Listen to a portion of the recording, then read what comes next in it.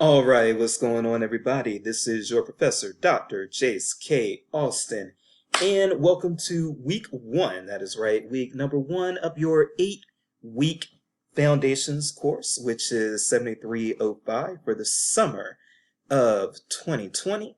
What I am going to do today is first just introduce myself really quick, say a few things about bias and that sort of thing, because it's definitely something that I have to discuss in my teaching here at CISL, and then we are going to do a syllabus review. So that's going to be what we do. It's going to probably take maybe about 30 minutes, but this video is optional. Now, one thing that I want to show you all is how to speed up a video on YouTube. So because I'm from the South, one thing that is going to be pretty clear as you see me in videos, if you choose to watch them, is that yes, I speak very, very slowly, but that's okay. That's why I upload these check-in videos into YouTube. It's so that you can speed them up, and therefore you can speed Dr. Jace up. So I am going to show you how to do that right now in case you want to speed this video up. So if you are in YouTube and you play a video,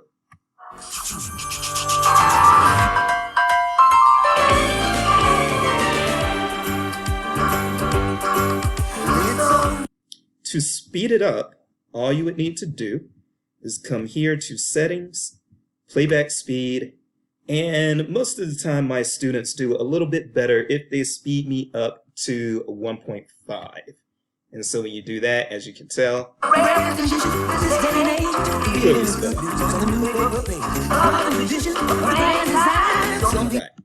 So if you find yourself just not really being satisfied with my pace, that is okay. You can speed me up. And if you speed me up to a 1.5 or a 1.75, you will still probably catch everything that I'm saying because, again, I'm a Southerner. I like to live slow. I like to talk slow, and that's what we do. So first things first, I would like to just introduce myself and let you all know who I am. I am who they call Dr. Jace. Real name is Dr. Jason K. Austin. But again, you can call me Dr. Jace. That's what most people call me. I am originally from Soul City, North Carolina. It is a real place. Look it up on Google if you do not believe me. And I have a bachelor's degree in English from UNC Wilmington, a master's degree in library science from North Carolina Central University, which is the only HBCU with an accredited library science program in the country, wearing my NCCU shirt right now.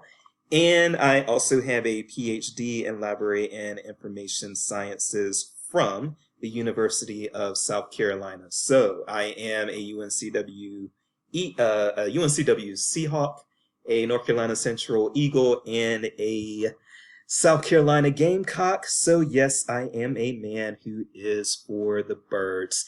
Bad joke, I know, but anyhow. I have experience as a public services librarian at a bunch of different types of institutions. I've done public services at a public library, also at a community college, at a research institution, a comprehensive teaching institution, and now I am at UMKC as a part-time librarian in addition to being a faculty member here at CISL. Now, one thing that I want to talk about before I go into the syllabus is I always do this, and circumstances have led me to have to do this. So before I taught here at Mizzou, I taught for the University of South Carolina as an adjunct while I was getting my PhD. And while I was getting my PhD in teaching in South Carolina, which, again, I'm from the South, I always had pretty good student evaluations. And that has not been the case since I got here to Mizzou. And some of the criticisms that I face in my evaluations include people saying that I'm abrasive, that I'm defensive, all of these different things that they attribute to me. These are things that people never said about me on the East Coast. And as I've studied a little more about the history of the Midwest and Midwestern nice and those sort of concepts, I've realized that is probably what is playing into that, is that I just have a style that maybe plays better on the East Coast than it does in the Midwest. And what's seen as normal behavior on the East Coast might be seen as aggressive or abrasive or what have you here in the Midwest. And then I also, yes, think that there's some cultural nuances going on there as well. But diversity, equity, and inclusion are big topics in our field, and they're big topics in the national conversation right now. So what I would say is this, and I know that people, because it always shows up on my evaluations, no matter what I do. So I would say, I would challenge you. If you think that I'm abrasive, if you think that I am hard to approach, or you're scared to email me a question or whatever the case may be, and these are criticisms that I've faced in the past, since coming to Mizzou, again, never had those in South Carolina. What I would challenge you to do is maybe consider whether or not there's some bias on your part that's playing into that. I am very approachable, and people in the South approach me all the time. You know, old ladies ask me to get things for them in the South. In the grocery stores, they ask me to pick things up for them that are up on the higher shelves and things like that. And yeah, the culture has just been different here in the Midwest. But I try to adjust my teaching style to the Midwest as well. I have changed some things. I've changed my approach since coming here and since seeing the student feedback. So I feel I'm doing my part in having a pulse on my community and on my audience. But again, I would encourage you all to do the same. You know, if you have a level of discomfort with me, don't necessarily assume that it's due to me just being scary or whatever you may take me to be. There may be some other biases at play on either of our parts. And one thing that we have to do if we're going to serve diverse communities is we have to get used to communicating with and working with diverse groups of people.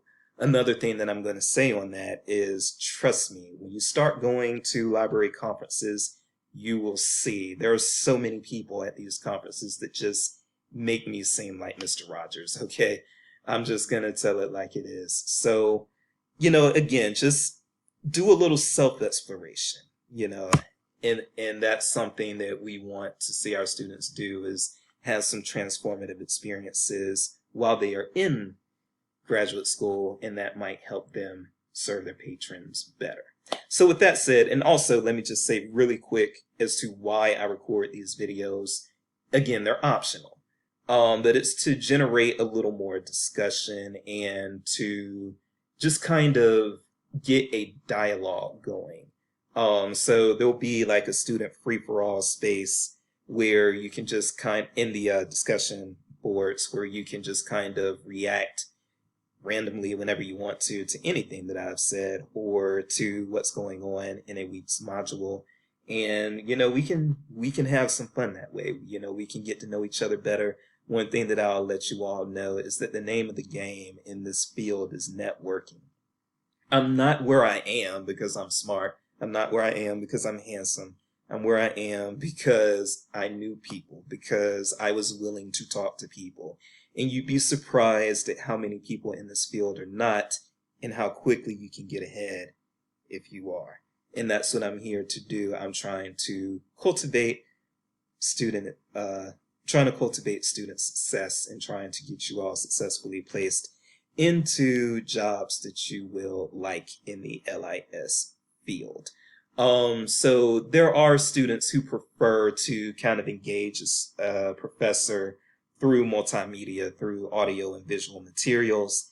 And so that is why I do this, because there are a lot of students who just want the conversation. Anyone can put a course together and just give you a list of readings, but some people do indeed want that feedback with the professor. So that is 10 minutes on intro, and the syllabus review is probably going to take about 20 minutes, but again, you can speed me up and you will probably not miss a beat. So let's go into the syllabus review. I hope you all have read over the syllabus, but sometimes having the professor go over it also is helpful for students to digest what is actually there. All right, so let's make me small, especially if I am giving your eyes a hard time. And we are in the syllabus right now. The syllabus is in a module.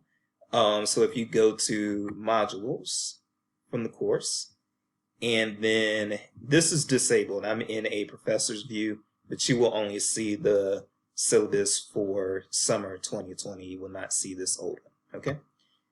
And then I click this, and here's where I am. So let's run through this and just kind of give you all a little bit of an overview. Contact information, very important. The best way, especially now that we're dealing with COVID, to get in touch with me is by email, austinj@missouri.edu. Any place, anytime, any town. Just let me know what is on your mind. Please give 48 to 72 hours worth of time for me to get back to you, but I usually return emails much earlier than that. Again, Dr. Jace Austin, or Dr. Jace as I'm simply called by a lot of people. I am currently not in my office due to COVID, so the office and phone number stuff here you may want to bypass for right now. And also, office hours are by appointment by Zoom. You can totally set up an appointment with me if you need to, and we can discuss what you need to discuss. So now, course description, we're just going to look at the detailed course description. This is an asynchronous course. We do not have any synced sessions.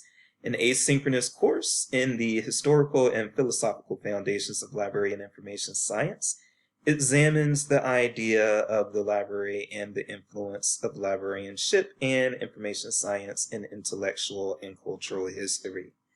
We study the origins and development of libraries and related institutions such as archives, museums, cultural heritage institutions, universities, so forth and so on, in light of revolutionary changes in communication and information media and technologies.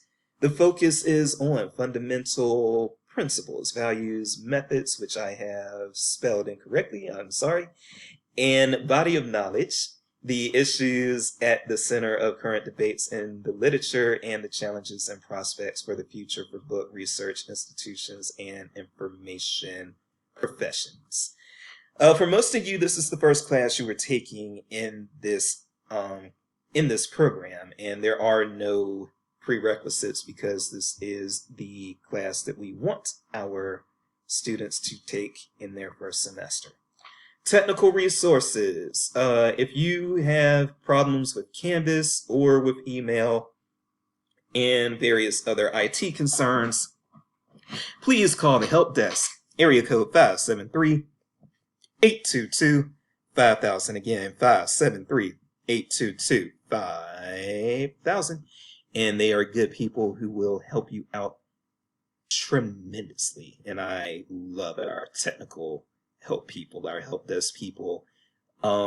So also, if you need to get in contact with somebody from the library side in order to get an article, for instance, Kimberly Mueller is our liaison for LIS, but I would say just engage in library chat or email the library and somebody will answer your call or your request. Okay? Again, the course is asynchronous and I am delivering all of the course through this Canvas site. Okay, the course is divided into 15 modules, but we have turned a 15-week class essentially here. We have turned it into an 8-week class. So that is something that you need to be aware of. That means that you are going to be doing pretty much double the reading and work in this summer session that you would typically in a fall or a spring session, because we are condensing a lot of material into a much shorter period of time. Okay, now this is where Dr. Jace made a little boo-boo where he is apologetic. And if you have issues with obtaining the Greer book, please email me, and we will try to work through some things, okay? So I'm about 80% certain that what probably happened, to be honest, was I missed putting in one of these books into the bookstore course adaptions, and for that, I apologize. So the bookstore does have the Rubin title, but not the Greer title. If you need the Greer title, they are, as the announcement I sent out earlier said, the Greer title is available on Amazon. You can get the first or the second edition, so that is very important. If you get the first edition, that is also fine, and you can actually find the first or the second edition used on Amazon for less than $25, at least for right now. So I would try to find just the cheapest copy you can find and grab that. You can also, by the way, post on the listserv asking if anyone might want to sell you their used copy of the Greer title, and somebody may respond and be willing to sell and email you that title. Okay.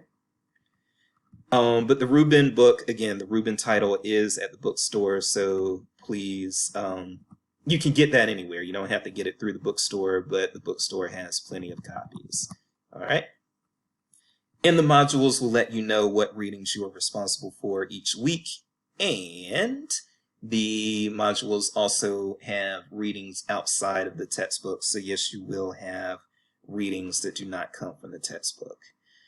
I only accept APA. All right.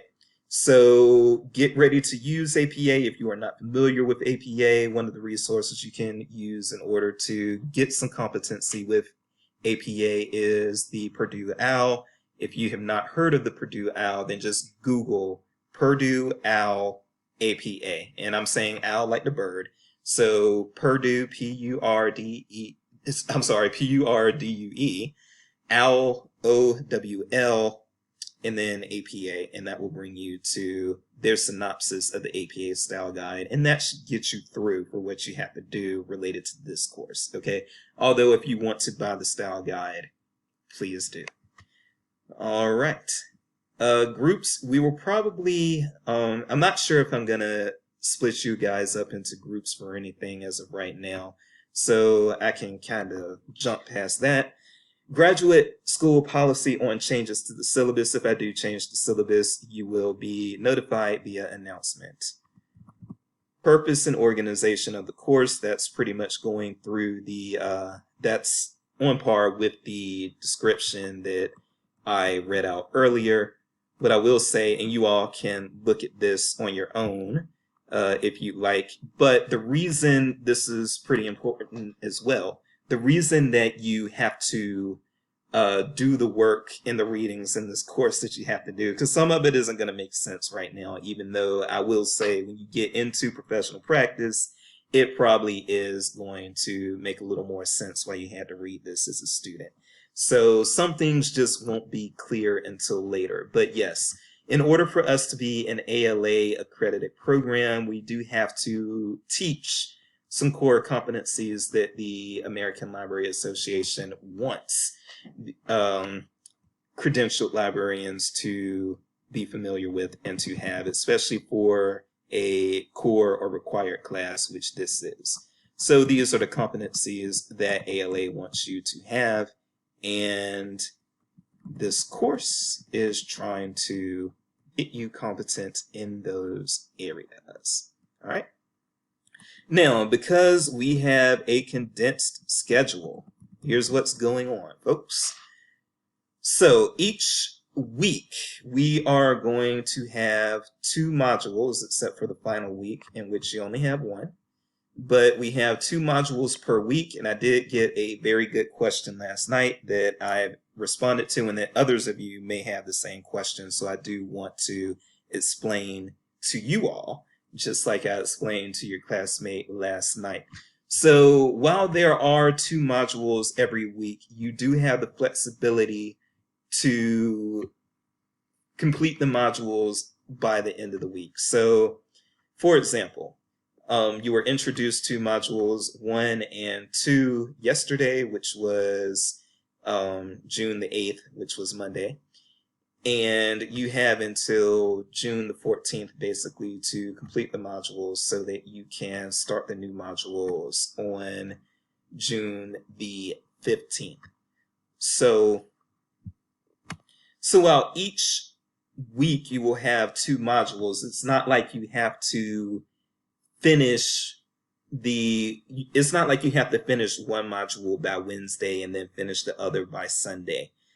I'm giving you all the flexibility definitely to work through both modules until the end of the week. So you have until Sunday to complete both modules. And I know some of you will be in situations where you are spending Saturday completing one module and Sunday completing the other, because I just know that that is how life works. So I am, of course, allowing that type of flexibility and hoping that you all work through the modules effectively. Okay? Now, we also have some assignments, and we can get deeper into the assignments in a bit, but there are 6 main assignments that you have, plus you do have contributions to the discussion board every week. Now, one thing that I do want to show you all is that one adjustment that I've made, especially I'm actually on the discussion, I paused and jumped to the discussion page really quick. One thing that I want you all to be aware of is that I have taken half of the discussion prompts out of the course. I just felt that it was overkill to do 2 discussion prompts every week. I did that last summer. I think I overworked the students. So now, even though you do have 2 modules per week, you are only going to have discussion prompts on one of the 2 modules each week. And actually, your discussion prompt in week 1 is just the posting your bio and statement. Please get that done by June the 14th. But going back to the syllabus, so we've got 6 main assignments here, and the assignment prompts should all be visible already. What we have are the first one, I see a lot of you have actually already started on the bio and statement of interest. Please get that done by Sunday night for 15 points. You will do an annotated bibliography as your second assignment, and annotated bibliographies are very important for you to know how to do because they come up in librarian practice a lot, particularly if you are an academic librarian. And your annotated bibliography will lead actually into assignment 3, your review of the literature. So make sure that things that you gather in your annotated bibliography are things that you can do a literature review on, because assignments 2 and 3 basically go hand in hand. All right. Assignment number 4 is going to be a history timeline, which I'm hoping you all will have a little bit of fun with. There are some examples of history timelines in the assignment prompt. Check those out and do something creative and have fun with it. Assignment number 5 is actually my least favorite assignment, and I am actually going to talk about assignment 5 a little more when it gets closer to the due date for assignment 5. I usually don't give examples for essays because I think they hinder the creative process for students, but that is an assignment that I have inherited and have not been able to replace yet. I just haven't figured out what to replace it with. So I do have some examples of assignment 5, well, submissions for assignment 5 from a previous iteration of this course that were done well. And if you follow those examples kind of with your own topic, then you should be successful with assignment 5. But assignment 5, I'll admit, it's not the easiest assignment to understand, which is why you have those examples in there. And then assignment 6 is actually going to be pretty light. Assignment 6 is pretty much just the advocacy letter. Don't spend a lot of time on assignment 6. The prompt even tells you not to spend a lot of time on it. A couple hours, be done with it, turn it in, and then enjoy the fact that you have completed the class. There are 185 total points in the class, and the way discussion prompts work, there are 8 discussion prompts. And so basically the way that you get points on your discussion prompt is, except for week 1 is different.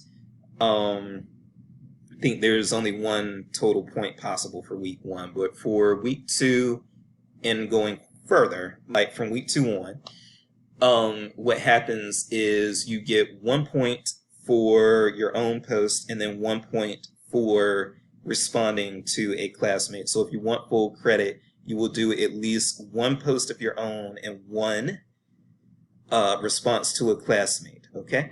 And that's how you get the 2 points, and that will add up to, there will be 7 weeks where you have, all right, let me explain this correctly. There will be 7 weeks where you have discussion prompts that are worth 2 points. And so what I'm saying there is there will be 7 weeks where you get a point for your original post and a point for your reply, and that will add up to 14 points. And then the 15th point is that first week 1 point that you can get possible on the discussion prompt, okay?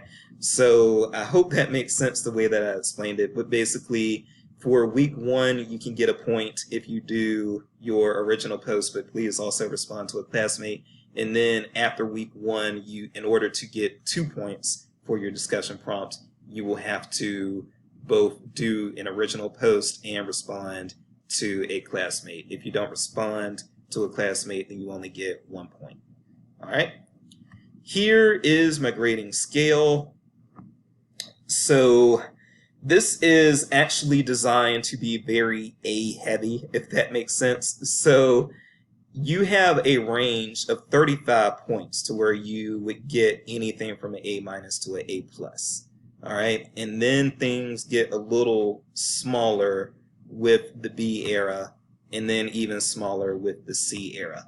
So you will have, you've got a pretty good chance to get at least the A- in this class as long as you do the work, because there is a long range of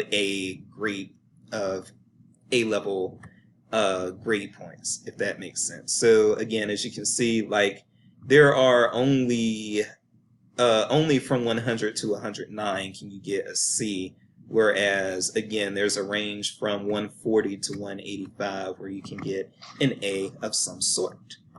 All right, ALA's core competencies, I will allow you to look at those on your own time. The same with the CISLT goals and objectives. All right, and how to meet learning objectives, you can read that, but the basics of it is the way to meet the learning objectives is to do the work as stated. Now, here's something else that I'm going to have you all do is, with every semester, even though I checked the links and everything and I've updated some of the readings, every semester we just lose access to something. If we have lost access to one of the articles in a module, let me know. I will either find another way to get that reading to you, or the reading will just be tossed out, okay? So that's just how that is going to work. And again, we have 15 modules. I am not going to go through all of these right now, but I will go through the different topics in a moment. All right, it's looking like it's gonna take 40 minutes instead of 30, so I apologize. But again, skipping the modules and getting down to other resources and help. Canvas help, call the help desk as stated earlier. Library resources, you know where to go. Please do not plagiarize or cheat.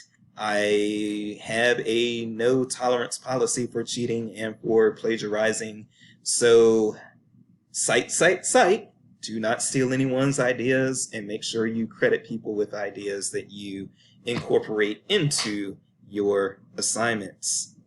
If you have disabilities, this is very important. If you have a disability, please, please, please contact the Disability Center. Let them know. They will make accommodations for you, and I will be notified of those accommodations. I am not really able to make accommodations unless you let Disability and Health Services know. So also, don't suffer in silence, if you are suffering from something like severe anxiety, depression, or anything of that nature, it doesn't have to be a physical ailment, but physical ailments count too. Then please, please, please get in contact with the Disability Center. However, it is good to also let me know that stuff if you can. And even though I need something from the Disability Services in order to make real accommodations for you, I can still make a few judgment calls without you going through them. Also, it would be important for me to note at this point that if something happens, such as it doesn't even have to be like a family member or a best friend. If you have an assignment due but your dog dies or your cat dies, pets are family, they live with us, So just let me know. Yeah, I'll give you a day or two extension. If your significant other breaks up with you, I'll give you, a day or two extension if they break up with you on the day or the day before your assignment is due. I mean, people go through life, and I am human. I understand it, and I am willing to work with you. Okay? Communication access, if you do need something related to, sign language or captions or something, again, let me know. Intellectual pluralism, I'm going to allow you all to just read over that yourselves. Online etiquette, just kind of respect, for one thing, respect differences. That is something that I think the country is starting to lose the ability to do. And or maybe we've never done it well. We've probably never done it well. But yes, respect differences. Know that sometimes things that may be intended to be humorous don't come across as humorous. I suffer from this a lot. I try to crack jokes all the time, and sometimes somebody just might get offended or something, and I apologize. But I do try to be respectful to the sensitivities of the students in my class, and I would like for you all to be sensitive to each other's sensitivities. Okay. And then academic inquiry, I'll let you read over that yourself as well, because that's also not a major component. So let's just look at what our modules are very quick, and then after we do that, I will call it an evening. Okay, so this week you should be doing the introduction to LIS and overview of the course, as well as the library and the history of ideas. Next week, foundational principles, ethics, and values of the LIS professions, as well as information professionals, democracy, and intellectual freedom. In the third week, you will do modules 5 and 6, and that will include methods and research, basically. Okay. In the fourth week, which will start on June the 29th, effective communication techniques, oral and written, as well as the history of libraries and librarianship. And there is a lot of history in this course. It's just how it's designed. The week that starts July the 6th, you will have history of communication and information and media technologies, as well as the shift to digital media and its impact on libraries. Okay, starting with July the 13th, we will have current types of libraries as well as intellectual property, which will be very important as you do things in the library field. In our next to the last week, we will have social, public, economic info, and cultural policies and trends, as well as certification and licensure for professional specializations. Finally, July the 27th, our final week, advocacy. Okay? So, again, please do not be afraid to get in contact with me, okay? Um, I just don't understand the fear, honestly, that some of the students have, but you might be surprised at how non-confrontational I am when you actually do try to reach out to me. Yes, I am pretty direct, and that's just a way of communicating in the East Coast. But um, I think the people who try to understand me actually do a good job and um, do a good job of understanding me. And I would just say again, some of you might end up practicing on the East Coast, and definitely if you grew up in the Midwest and then you relocate to the East Coast, you might experience some culture shock, just as I experienced extreme culture shock when I moved here from the East Coast.